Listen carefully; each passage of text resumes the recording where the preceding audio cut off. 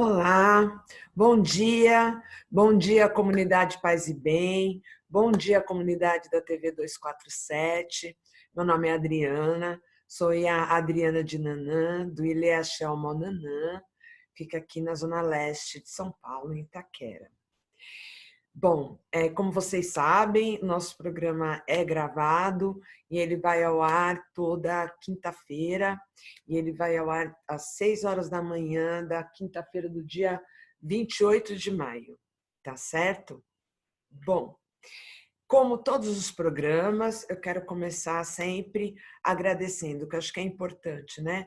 A gente sempre começar o dia, começar tudo que a gente puder começar agradecendo, eu acho que sempre faz com que a gente comece com boas energias também.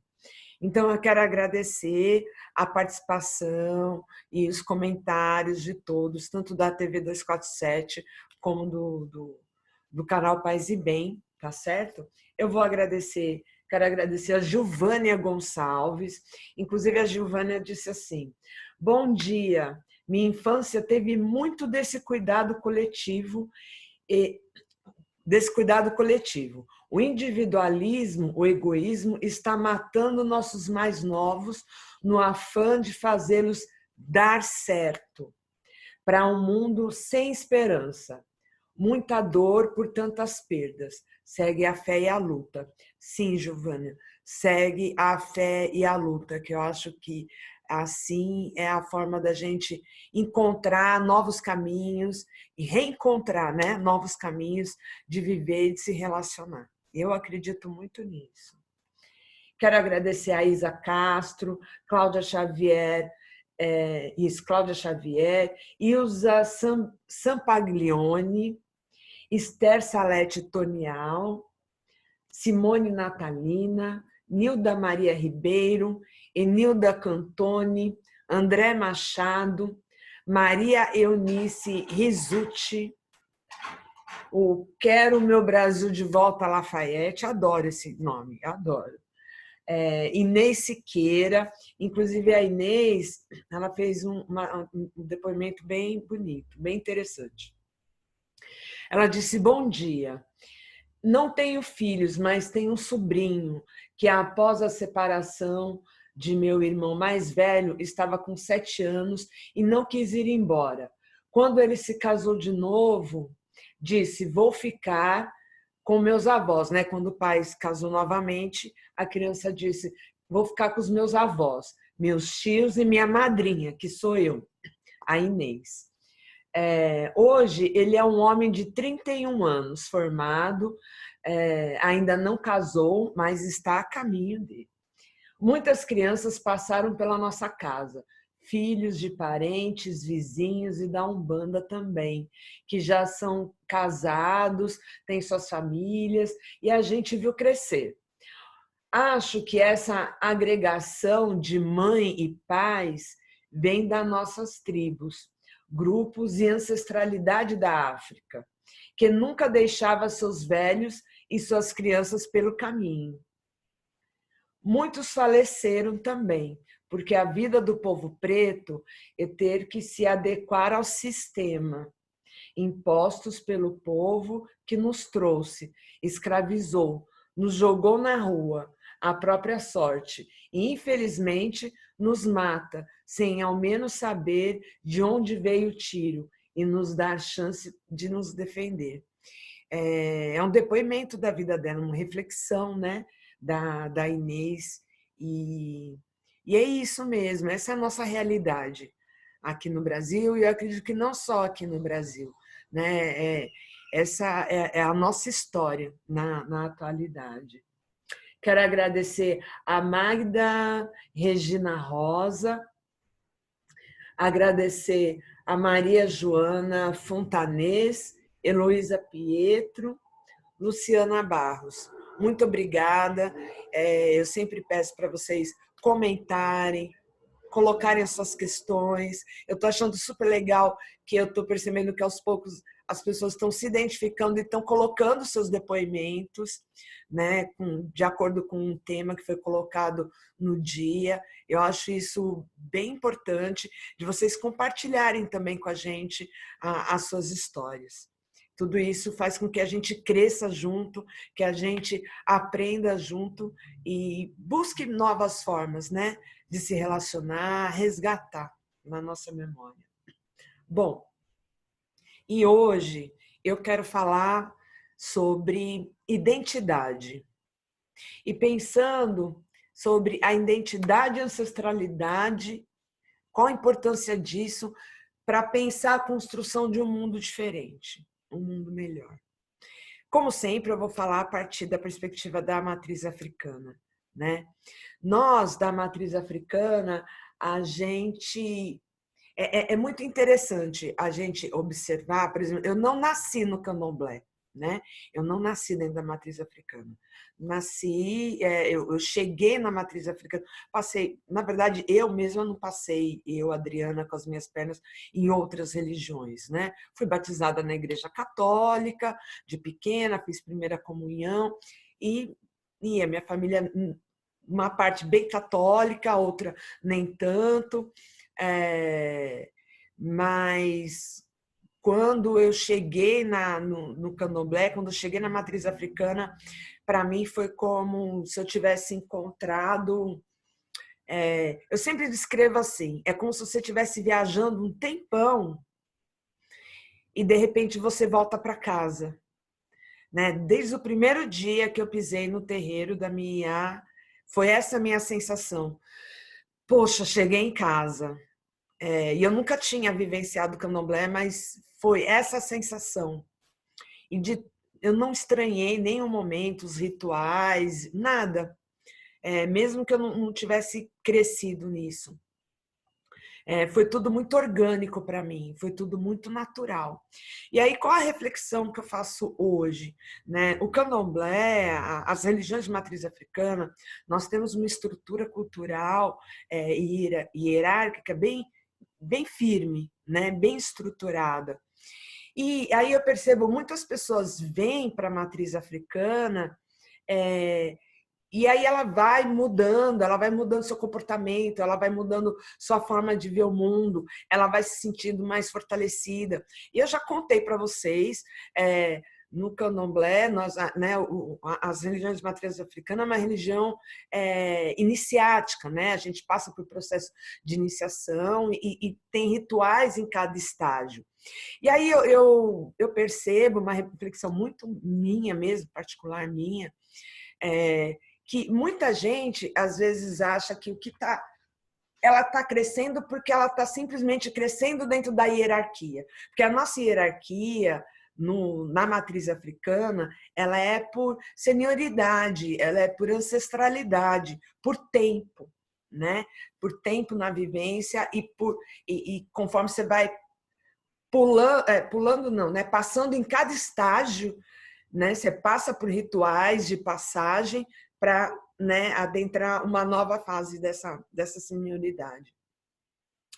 E, querendo ou não, a gente, mesmo sendo uma religião de matriz africana, tem toda essa estrutura, todo esse arcabouço cultural, a gente nasce e vive, é criado numa sociedade predominante, né, de uma cultura que tenta impor uma cultura branca europeia, uma outra estrutura de se relacionar, de lidar com o mundo, com o ser e com o indivíduo, certo?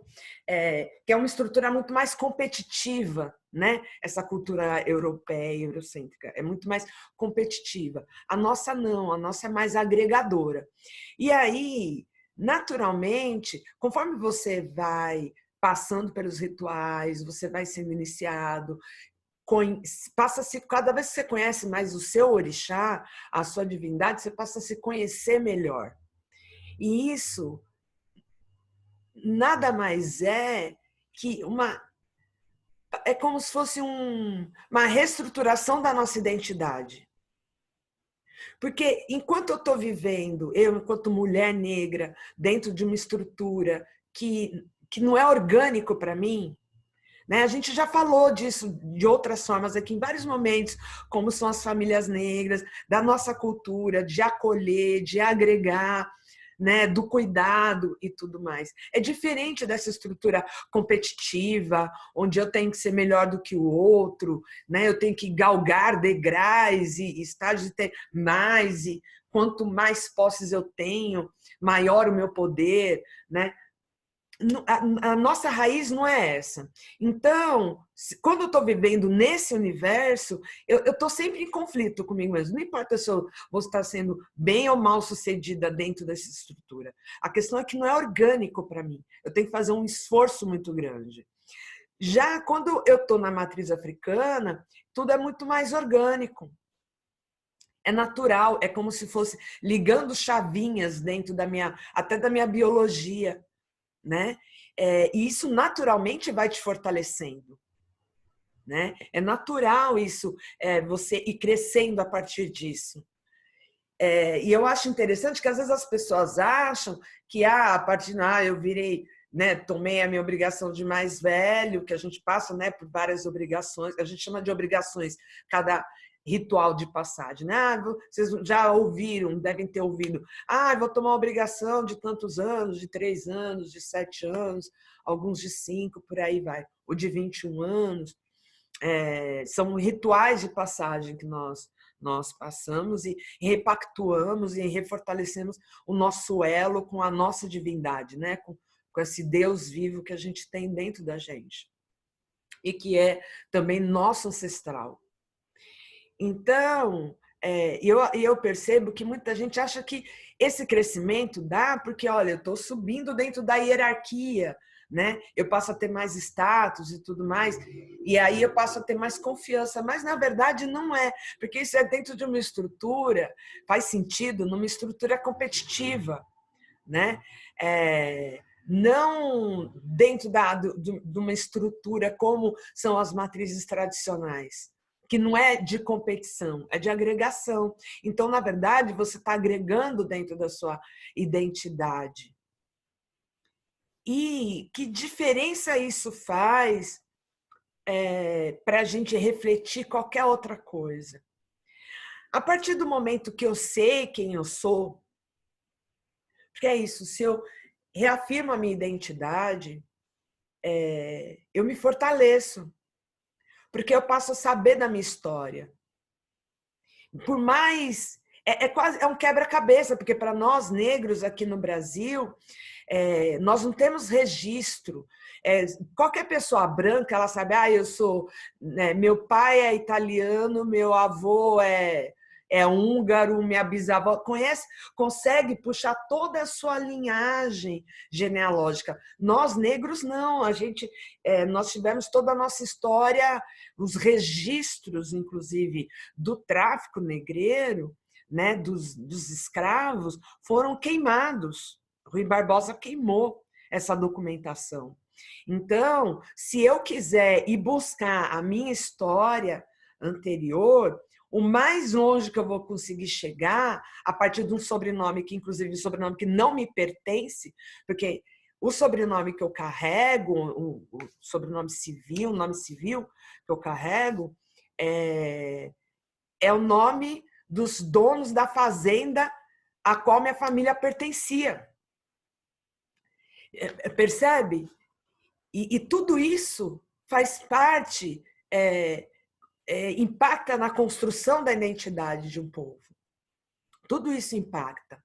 A diferença de você saber de toda a sua linhagem. Porque tudo isso é para desconectar mesmo, para eu não lembrar que eu sou descendente de reis, de rainhas, de engenheiros, de agrônomos, porque esses povos que foram escravizados eram porque tinham, não é simplesmente pela força bruta, né, pela força do braço, mas por toda a tecnologia que carregava, pelos avanços tecnológicos que já tinham. Né? Os povos que foram para Minas Gerais, por exemplo, que já tinha experiência no garimpo, no trato com ouro e os metais e tudo. É isso. Só que essa história não é contada para a gente. E tudo isso impacta na construção da identidade de um indivíduo. Isso impacta na sua segurança de saber, de ter firmeza na hora de falar, de se apresentar, de contar a sua história. Tudo isso impacta. Só que quando a gente vem para a matriz africana, no caso, né, eu vou falar enquanto mulher negra, é como se muitas dessas chavinhas, né, ou desses fios que foram cortados, aos poucos vão se reconectando. Porque tudo está na nossa memória ancestral. É desde a forma de preparar um alimento, o que você come em determinado horário do dia e por quê, o como você se veste, as cores que você usa, tudo isso faz parte da sua história. Por mais que você queira negar a sua origem, porque hoje é muito isso, né? É comum você ouvir falar, eu cheguei até aqui graças ao meu esforço. Como se eu sou a partir do uno, né? Eu sou a partir de mim mesma. Mas não, ninguém é a partir de si. Eu sou a partir do todo, eu não sou a partir do uno. Eu sou a partir do todo. Porque eu só sou o que sou pelo que meus pais foram, meus avós, meus bisavós, tataravós e toda a minha linhagem foi. E tudo isso está registrado em mim. É muito mais fácil vocês identificarem nos exames, né? Se tem diabetes na família, já se prepara porque há uma grande probabilidade de ser diabético. Se tem pressão alta ou X situações biológicas. Mas vocês acreditam que essa herança é apenas biológica? Vocês nunca repararam, às vezes, ou nunca ouviram, ou já não fizeram comentário de, às vezes, uma criança, um adolescente da família, um jovem da família, que, às vezes, de repente, todo mundo identifica nele até os trejeitos e tudo mais, de um avô que ele não conheceu? Nunca viu? Que, às vezes, quando ele nasceu, já tinha morrido, ou nunca encontrou fisicamente? Ancestralidade ela é muito mais do que apenas registro biológico. Está no nosso registro cultural, de onde eu me sinto bem, de como eu me comporto, os trejeitos que eu faço, o que eu gosto mais ou menos, o que me faz mais bem ou não.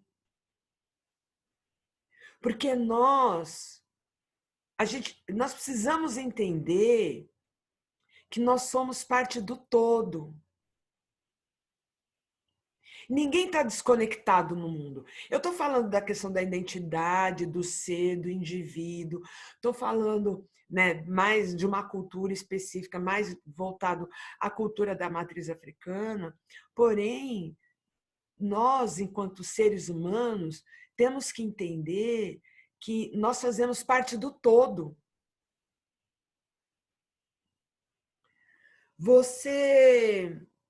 Ninguém é o que é a partir de si e a partir do nada. E, inclusive, eu acredito, se a gente parar para refletir um pouco, como eu já venho dizendo, nossa sociedade já vinha doente. A gente já vinha doente, bem adoecido, muito antes do coronavírus. Muito antes dessa pandemia, a gente já vinha doente. É só olhar os índices, a quantidade de pessoas tomando antidepressivos, a questão da saúde mental cada vez mais agravante, a quantidade de adolescentes se matando. Porque tem uma coisa, se a gente parar para observar, os jovens de hoje, eles não estão tolerando se adaptar, entrar nessa caixinha, porque essa sociedade é isso, né? Criou-se moldes onde todo mundo tem que caber naquele molde. Se você não cabe naquele molde, você não presta. Percebe como a questão da construção de um indivíduo está diretamente ligada ao todo? Porque para esses jovens, e eu acho muito rico isso, muitos desses jovens, não o fato de estarem se matando, não é isso, né? Mas para a gente refletir o quanto essa sociedade está provocando esses suicídios. E muitas vezes não é só o suicídio físico, né, da morte física, mas a morte intelectual, a morte emocional das pessoas. Porque não respeita o indivíduo. Aí fala, Adriana, mas que coisa louca é essa que você está falando? Você acabou de falar que nós não somos, a gente não vem do uno, mas no todo. E por que você está falando então do indivíduo? Sim, porque essa individualidade, eu sou, que sou, por conta do todo. Desde aqueles que vieram antes de mim biologicamente, como desde a influência de um comentário de um açougueiro, da tiazinha que eu comprava pão, ou que eu pegava a flor quando era criança no quintal. Tudo isso me influenciou para eu ser o que eu sou hoje.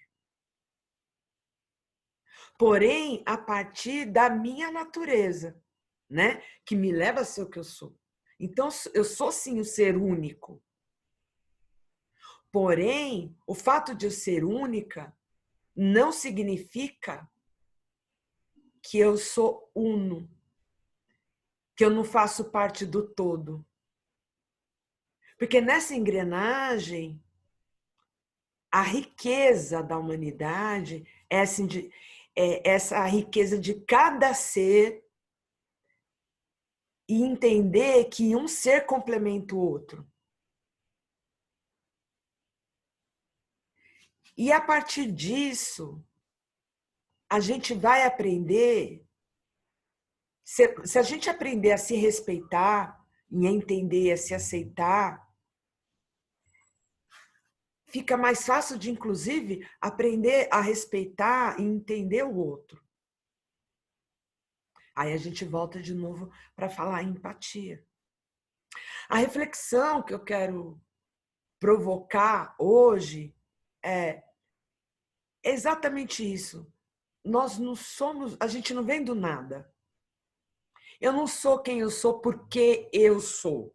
Eu sou quem eu sou porque todos foram antes de mim. E todos são em minha volta. Porque a gente depende dos outros. E os outros dependem da gente também.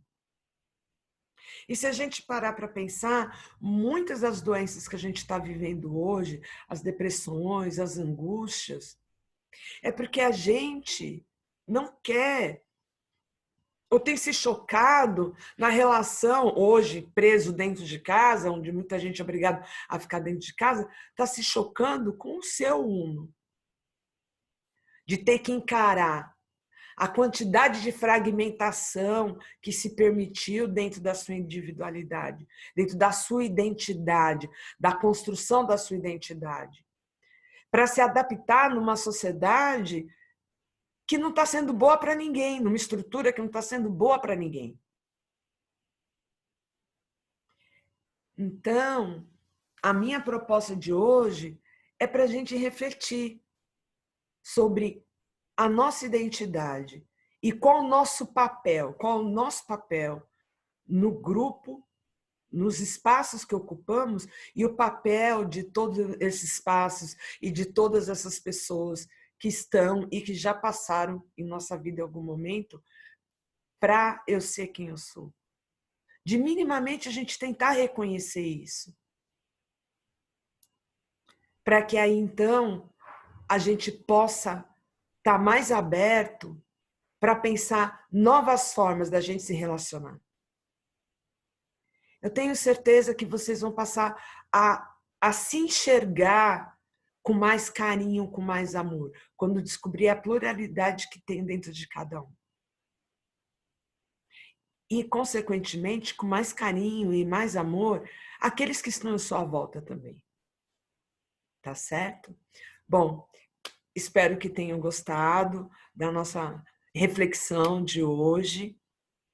Que essa quinta-feira seja abençoada, que todos os caçadores, que Oxóssi, Odé, Inle, Logum Edé, Inhansã, nos tragam uma mesa farta, tragam caça farta para a nossa mesa. Mas, como eu sempre digo, para que tenhamos uma mesa próspera. E uma mesa próspera é que ela seja, que a gente tenha com quem compartilhar. Compartilhar essa caça, essa fartura, essa prosperidade. É a única forma de sermos prósperos de verdade. Muito axé, que tenham um final de semana abençoado e até a próxima quinta-feira. Tchau.